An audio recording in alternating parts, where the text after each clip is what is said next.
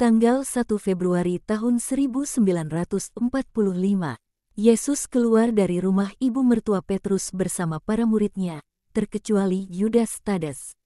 Seorang anak laki-laki yang pertama kali melihatnya dan dia mengabarkannya juga kepada mereka yang tidak ingin tahu. Yesus, yang berada di pantai danau, duduk dalam perahu Petrus, segera dikelilingi oleh orang-orang yang menyambutnya dan mengajukan pertanyaan-pertanyaan yang tiada habisnya, yang dijawab Yesus dengan kesabaran yang luar biasa, sembari tersenyum lembut seolah segala percakapan itu adalah suatu percakapan surgawi. Juga kepala sinagoga datang. Yesus bangkit untuk menyalaminya. Saling salam mereka penuh dengan tata hormat timur. "Guru, bolehkah aku mengharapkan engkau datang dan mengajar orang banyak? Tentu saja, jika kau dan orang banyak menghendakinya. Kami merindukannya sejak lama. Mereka dapat mengatakannya kepadamu." Orang-orang sesungguhnya meneriakkan peneguhan mereka. "Baiklah, aku akan bersama kalian sore ini. Sekarang kalian boleh pergi. Aku harus pergi menemui seseorang yang menghendaki aku." Orang banyak pergi dengan enggan, sementara Yesus, Petrus dan Andreas pergi ke danau dan naik ke dalam perahu. Murid-murid yang lain tinggal di pantai. Perahu berlayar untuk suatu jarak yang dekat dan lalu kedua nelayan mengarahkannya masuk ke dalam sebuah teluk kecil, di antara dua bukit yang rendah, yang kelihatan seolah pada mulanya mereka adalah satu bukit saja, yang bagian tengahnya telah runtuh entah karena erosi air atau karena suatu gempa bumi, dengan demikian membentuk suatu teluk yang sangat kecil dan sempit di antara dua tebing. Akan tetapi, sebab itu bukanlah teluk Norwegia, maka tak ada pohon-pohon cemara, melainkan hanya pepohonan zaitun yang semrawut yang, tak seorang pun tahu bagaimana, telah tumbuh di lereng-lereng yang curam, di antara batu-batu karang yang terselip dan serpihan-serpihan raksasa yang menjorok. Dihembus oleh angin danau, yang tentunya sangat kuat di sini, cabang-cabang pepohonan semua saling terjalin dan membentuk semacam atap, di bawah mana sebuah aliran kecil air yang deras, yang ganjil, berbuih-buih, sangat berisik sebab jeramnya yang banyak dan penuh buih sebab air jatuh di setiap yard atau sekitar itu. Tapi pada kenyataannya itu hanyalah sebuah anak sungai kecil di antara sungai-sungai kecil. Andreas melompat masuk ke dalam air untuk menarik perahu sejauh mungkin ke pantai dan mengikatkannya pada sebuah batang pohon, sementara Petrus menggulung layar dan mengikatkan sebilah papan sebagai jembatan untuk Yesus. "Tapi," katanya, "aku sarankan engkau untuk menanggalkan sandalmu dan jubahmu, seperti kami yang gila di sana." Dan dia menunjuk pada aliran air kecil yang deras, menyebabkan air danau meluap dan jembatan tidak aman dengan segala golakan air ini. Yesus taat tanpa bertanya. Di pantai mereka mengenakan sandal mereka lagi dan Yesus mengenakan juga jubahnya. Kedua murid mengenakan hanya jubah dalam pendek berwarna gelap. "Di manakah dia?" tanya Yesus. "Dia pasti bersembunyi di hutan, setelah mendengar suara. Kau tahu, dengan kain sekedarnya yang dia kenakan. Panggillah dia." Petrus berteriak lantang, "Aku adalah murid Rabi dari Kapernaum. Rabi di sini, keluarlah." Tak ada tanda-tanda kehidupan. Dia tidak merasa aman, jelas Andreas. Suatu hari seseorang memanggilnya dan mengatakan, "Marilah, ada makanan untukmu," dan lalu melemparinya dengan batu. Kami melihatnya saat itu untuk pertama kalinya, sebab aku tidak ingat dia ketika dia masih si cantik dari Khorazim. "Dan apakah yang kau lakukan kala itu?" "Kami melemparkan kepadanya seketul roti dan beberapa ikan dan sehelai kain lusuh, sehelai kain layar usang yang biasa kami gunakan untuk mengeringkan diri kami, sebab dia telanjang. Kami lalu lari agar jangan sampai tertular." "Dan apa yang membuatmu kembali, Guru?" "Engkau pergi dan kami memikirkan apa yang harus kami lakukan untuk membuat orang mengenal engkau. Kami memikirkan semua orang-orang yang sakit, yang buta, yang lumpuh, yang bisu, dan juga memikirkannya. Kami katakan, mari kita coba. Engkau tahu, banyak, sudah jelas itu kesalahan kami, yang mengatakan kami gila dan tak hendak mendengarkan kami. Sebaliknya yang lain percaya kepada kami. Aku sendiri yang berbicara kepada perempuan itu. Aku datang ke sini dengan perahu, sendirian, selama beberapa malam terang bulan.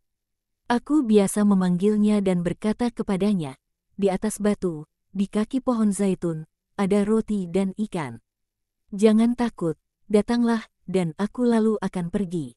Pastilah dia menunggu hingga dia melihatku lenyap sebelum dia datang, sebab aku tidak pernah melihatnya. Keenam kalinya aku melihatnya berdiri di pantai, tepat di mana engkau berdiri sekarang. Dia menantikanku, betapa mengerikannya dia. Aku tidak lari sebab aku memikirkan engkau. Dia berkata kepadaku, siapakah engkau? Mengapa berbelas kasihan kepadaku? Aku jawab, sebab aku adalah murid dari kerahiman. Siapakah ia? Ia adalah Yesus dari Galilea. Dan apakah ia mengajari kalian untuk berbelas kasihan terhadap kami? Terhadap semua orang. Tapi tahukah kau siapa aku? Kau adalah si cantik dari Horazim, sekarang seorang kusta. Dan apakah ada belas kasihan juga untukku? Ia mengatakan bahwa kerahimannya adalah untuk semua orang, dan kami, agar dapat serupa dengannya, harus memiliki belas kasihan terhadap semua orang. Pada tahap ini, guru, si orang kusta itu menghujat tanpa menyadari apa yang dia ucapkan. Katanya, ia sendiri pastilah seorang pendosa besar. Aku katakan kepadanya, bukan.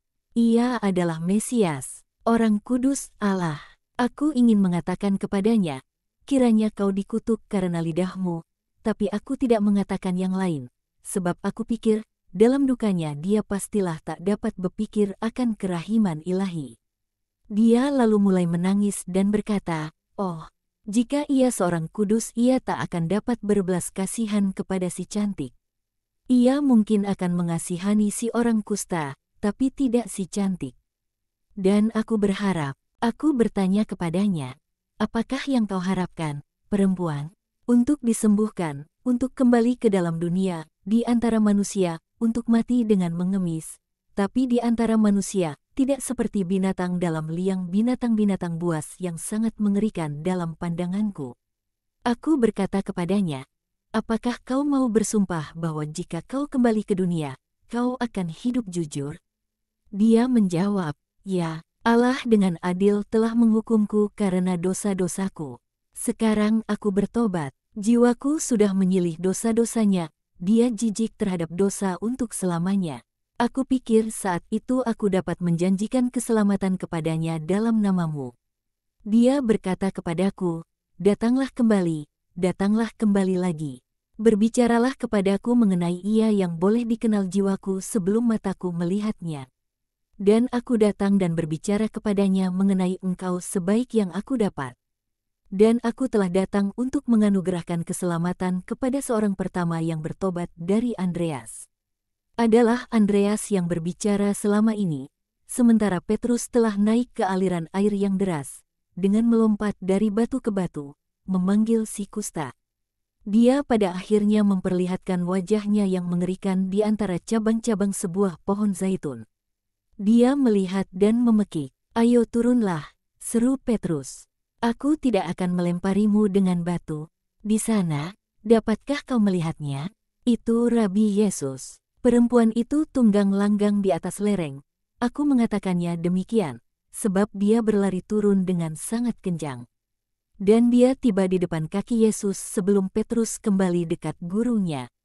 Kasihanilah, Tuhan. Dapatkah kau percaya bahwa aku dapat menganugerahkannya kepadamu?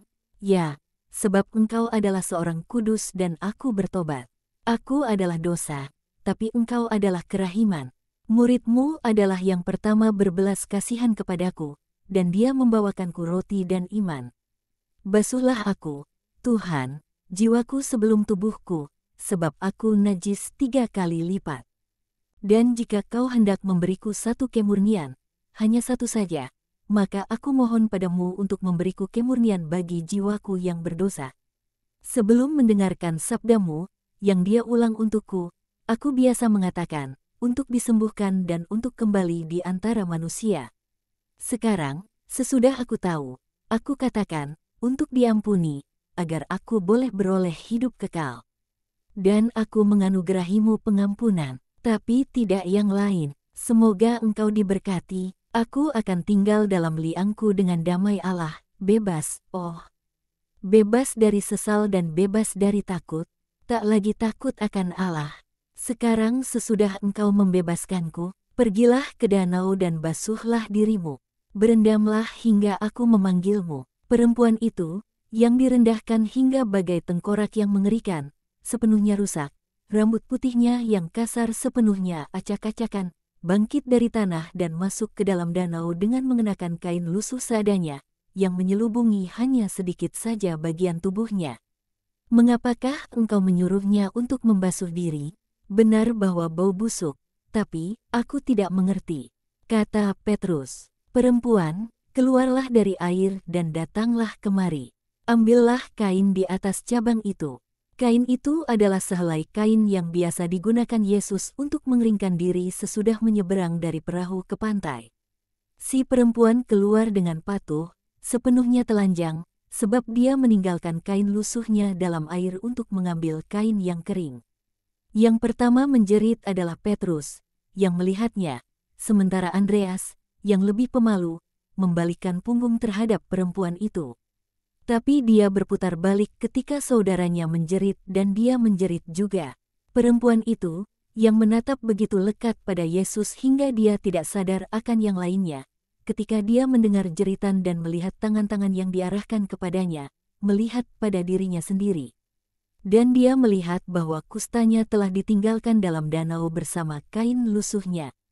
Dia tidak lari seperti yang mungkin diperkirakan orang. Dia melemparkan dirinya, meringkuk di pantai, malu akan ketelanjangannya, sekaligus bahagia hingga tahap begitu rupa hingga dia hanya dapat menangis dengan suatu ratapan lirih yang panjang, yang lebih menyayat hati dari tangis manapun. Yesus menghampirinya, ia tiba padanya, ia melemparkan kain kepadanya, membelai kepalanya dengan sangat lembut, berkata kepadanya, "Selamat tinggal. Jadilah baik, kau pantas mendapatkan rahmat sebab ketulusan tobatmu. Bertumbuhlah dalam iman akan Kristus, dan genapi hukum pentahiran." Perempuan itu terus menangis. Hanya ketika dia mendengar suara papan yang ditarik Petrus masuk ke dalam perahu, dia mendongak, merentangkan kedua tangannya dan berteriak, "Terima kasih, Tuhanku. Terima kasih, terpujilah Tuhan. Oh, terpujilah, terpujilah." Yesus melambaikan tangan salam perpisahan kepadanya sebelum perahu lenyap saat mengitari tanjung berbatu karang di teluk kecil. Yesus bersama para muridnya masuk ke dalam sinagoga di Kapernaum setelah menyusuri alun-alun dan jalan yang menghantar ke sana. Kabar mengenai mukjizat yang baru terjadi telah tersiar, sebab banyak orang berbisik-bisik dan menyampaikan komentar. Tepat di ambang pintu sinagoga aku melihat Matius, rasul mendatang. Dia berdiri di sana, setengah di dalam setengah di luar dan aku tidak tahu apakah dia malu atau terganggu dengan segala tatapan penuh makna yang dilayangkan padanya dan dengan kelakar tak menyenangkan di mana dia adalah objeknya. Dua orang Farisi berpakaian mewah secara berlebihan menangkupkan mantel lebar mereka, seolah mereka takut tertular penyakit jika mereka tersentuh bahkan sedikit saja jubah Matius. Ketika Yesus hendak masuk, ia menatapnya dan berhenti sejenak. Tetapi Matius menundukkan kepalanya, itu saja. Begitu mereka ada di dalam, Petrus berbisik kepada Yesus, "Tahukah engkau siapa laki-laki berambut ikal itu, yang bau harumnya melebihi seorang perempuan? Dia adalah Matius, pemungut pajak kita. Untuk apa dia datang ke sini? Ini pertama kalinya. Mungkin dia tidak menemukan temannya dan terutama para perempuannya, dengan siapa dia melewatkan hari-hari Sabat, menghambur-hamburkan dalam pesta pora uang yang dia peras 2 kali lipat dan 3 kali lipat dari kita, supaya punya banyak penghasilan dari kejahatannya." Yesus menatap Petrus dengan sangat tajam, hingga Petrus yang menjadi semerah bunga popi, menundukkan kepalanya dan diam, dan demikianlah dia lalu tinggal di tempat paling belakang dalam kelompok apostolik. Yesus telah tiba di tempatnya. Setelah beberapa madah dan doa didaraskan bersama umat, ia tampil untuk berbicara. Kepala sinagoga menanyainya apakah ia menghendaki satu gulungan kitab, tapi Yesus menjawab, "Tidak perlu. Aku sudah punya subjek pembicaraan." Dan ia pun mulai, Raja Agung Israel, Daud dari Betlehem, sesudah berbuat dosa, menangis dengan hati yang bertobat, menyerukan kepada Allah pertobatannya dan memohon pengampunan dari Allah. Jiwa Daud telah digelapkan oleh kabut sensualitas yang menghalanginya melihat wajah Allah dan memahami sabdanya. Wajahnya, aku katakan, dalam hati manusia ada satu tempat yang mengenangkan wajah Allah, tempat yang paling mulia, yang adalah Sancta Sanctorum, kita. Dari mana inspirasi-inspirasi dan keputusan-keputusan kudus berasal, tempat yang harum bagai sebuah altar, bersinar bagai sebuah api, dan bermadah bagai satu paduan suara serafim. Tapi ketika dosa menggila dalam diri kita, area itu menjadi sangat gelap, terang itu, bau harum dan madah memudar dan hanya bau busuk dari asap yang tebal dan rasa abu yang tersisa.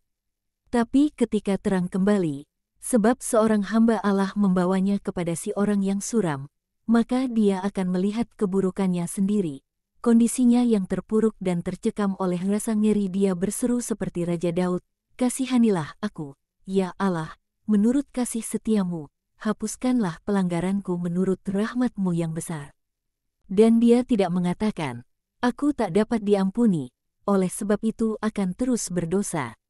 Melainkan dia mengatakan, "Aku ini hina dan penuh sesal, tapi aku mohon kepadamu, Engkau tahu bahwa dalam kesalahan aku diperanakan, tetapi bersihkanlah aku dan basuhlah aku, maka aku menjadi lebih putih dari salju di atas puncak-puncak gunung." Ia juga mengatakan, "Korban bakaranku bukanlah domba-domba jantan dan lembu-lembu jantan, tetapi hati yang dikuasai sesal sejati. Sebab aku tahu bahwa inilah apa yang Engkau kehendaki dari kami dan Engkau tidak akan memandangnya hina." Itulah apa yang dikatakan Daud sesudah dia berdosa, sesudah hamba Allah, Nathan, membuatnya bertobat.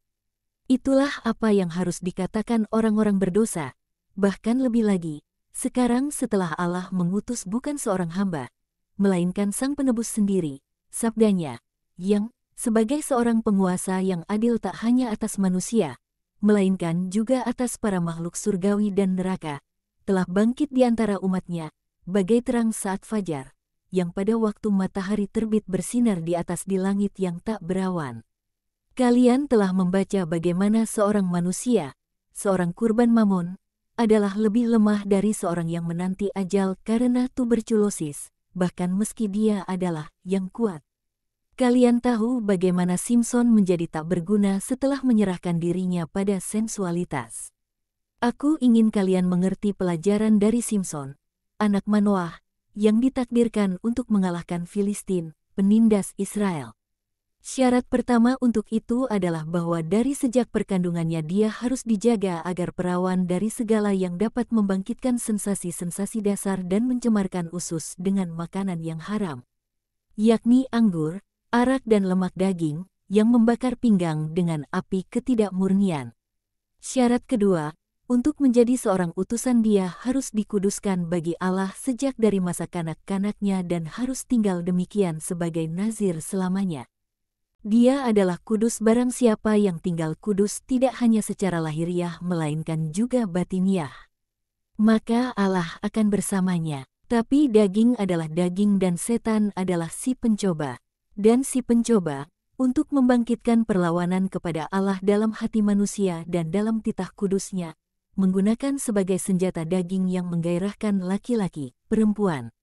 Kekuatan dari laki-laki, yang kuat, lalu menjadi gemetar dan dia menjadi seorang yang lembek yang menyia-nyiakan anugerah Allah.